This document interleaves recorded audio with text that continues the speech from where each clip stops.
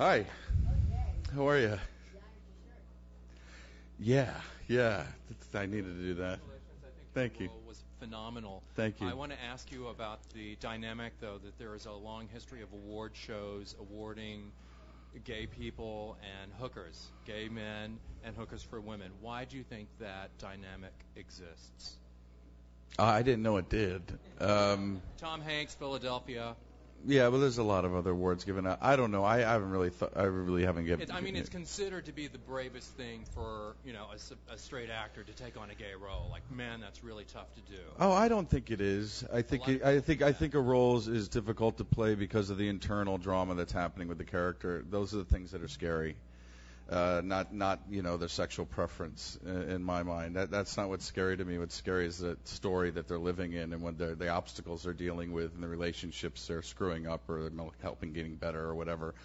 Those are the things, trust me, that are, I think, the most scary about any role.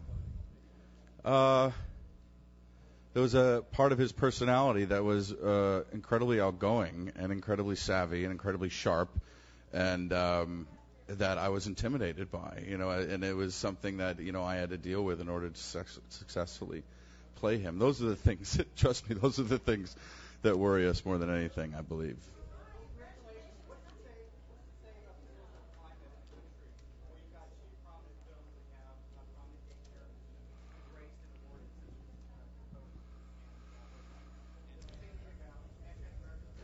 Yeah, exactly. Well, yeah.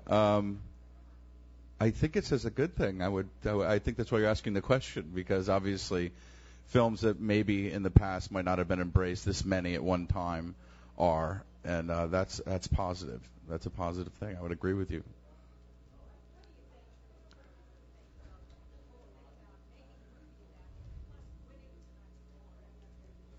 I had no idea.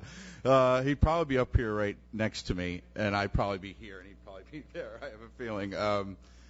I always say he'd probably be very critical because it was his life, and he'd probably point out all the things that were wrong or these kind of thing. But he'd also be happy that attention was being showered on him again, and I think that was one of his character flaws, if you get my meaning.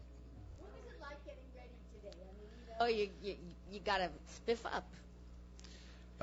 I've spiffed up in my life. You know what I mean? It's not that big a deal. Every once in a while, I've had to put a tux on and stuff, and I just put it on. I don't know. It wasn't a crazy. I really watched my girlfriend get beautiful, is what I did. Was that fun? Yeah, she's just stunning. And I watched her for like an hour and a half. I literally sat there with my boy, and we watched cartoons and watched her get ready. And when that was done, I put my tux on and we left. And that's what happened. Philip, you've given us so many great performances over the years that I often think of you as Best Actor, whether you're nominated or not. But I'm wondering, what do you think about the term Best Actor and Best Picture? What do I think about the term? I think it's pretty hard when you're dealing with an art form, and I do think cinema's an art form and acting's an art form, to say something's the best. It's nice to be appreciated by it. It's nice. But it's hard. It's hard to digest that completely because people have different opinions. So somebody's going to think something's better than the other thing, and we know that that's the truth. So, it's hard. It's hard when something's an artistic form. People have different opinions. Capote used or An endorsement? No. I mean, I don't think it's this film really takes a side strongly. I think this film tries to just illuminate the truth about a certain aspect of a story, and I think there's a part of it that has to do with the relationship between the subject and the journalist, and what goes down between a journalist and a subject sometimes. And I think under certain circumstances that can go into dangerous territory, where people start to betray each other, small lies start to take place, and the film really does explore that aspect of journalism, and I do think that's a part of it. Oh, I've always been wearing. Don't give me a lot of laughs for that. Makes me wary. It's hard, I think a good journalist does try to create a vulnerable atmosphere, an intimate atmosphere, and you can forget that you're talking to a journalist. You forget that there's a tape recorder on, And sometimes you start to say things that maybe you didn't want to say, and it is a tricky thing. But also, those are the best journalists, they are the ones that get the truth. It's.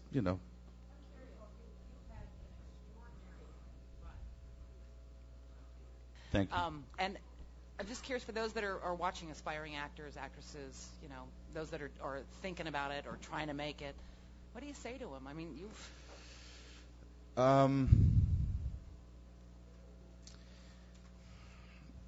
advice. What kept you? I know what she means. I think what you really want to say is that you have to act. This is really, when you're first starting out, is you have to act wherever you can. You can't be picky. You really have to act wherever you can, and wherever you get a chance to act, and that might even be just in an audition room. This is something a teacher told me years ago, and he's right. Even if you're auditioning for something that you're never going to get, or you might have read it and you might not even have liked it, but you know that you have to go, that if you get a chance to act in a room that somebody else has paid rent for, then you're given a free chance to practice your craft. And in that moment, you should act as well as you can, because if you leave the room or the theater or wherever you are and you've acted as well as you can, there's no way that the people who've watched you will forget it. And that was something that somebody told me a long time ago, and I do think that's the only advice, because it's always about that. It's always about the work at the end of the day. Everybody knows that. Absolutely. If I show up to work one day and the work I'm doing isn't any good, I'm just a guy who's not acting well. I'm a guy who's not acting well, and you're just always back to that moment. You're always back to that moment where you have to act as well as you can. And I would say to anybody starting out, is like, if you're given a chance to act, take those words and bring them alive. And if you do that, something will transpire ultimately. I ask you about this role over here.